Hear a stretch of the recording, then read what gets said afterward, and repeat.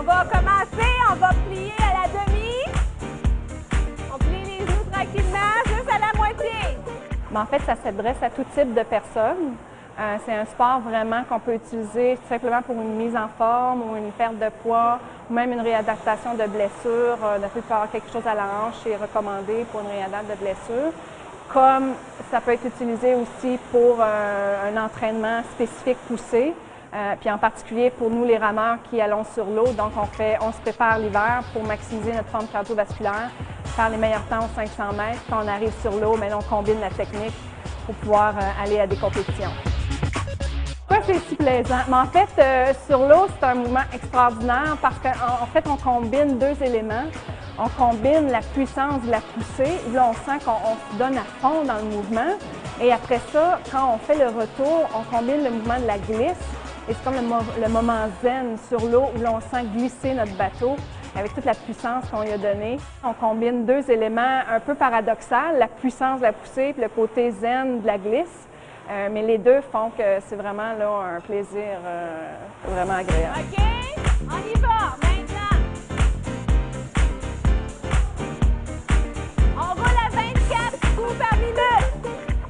Les muscles qui sont sollicités, à première vue, les gens vont penser que ça va être surtout le haut du corps. Mais en fait, c'est la globalité du corps qui est interpellée, mais la puissance, on va la chercher dans les muscles des jambes. Donc, on a l'impression que c'est un mouvement de tirer, mais en fait, c'est une poussée des jambes qu'on va chercher.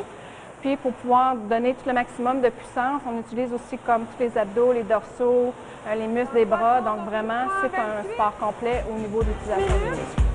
On va passer à 28 coups minutes pour 30 secondes. C'est un mouvement qui est fluide et continu.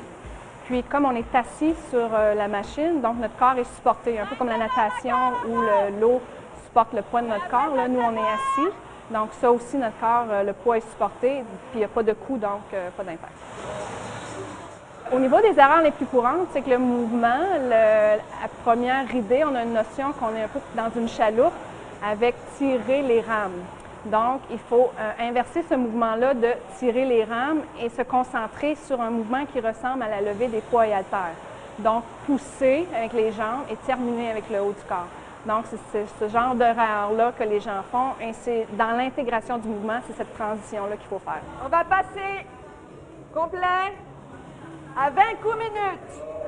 OK, les types d'entraînement, on va chercher comme deux types d'entraînement. Les entraînements, on fait plus d'endurance. On va faire du 40 minutes, du 50 minutes sur la machine parce que l'épreuve standard d'Aviron, c'est le 2000 mètres. Mais on combine aussi des entraînements de sprint. Et là, pour se préparer à faire des sprints de 500 mètres, donc c'est des 2 minutes, des 3 minutes, on va faire des 4 minutes de sprint où on essaie de maintenir une fréquence élevée de 28-30 coups minutes pendant 4 minutes. Donc, on combine les deux, fait qu'on travaille à la fois l'endurance et la capacité de faire des sprints.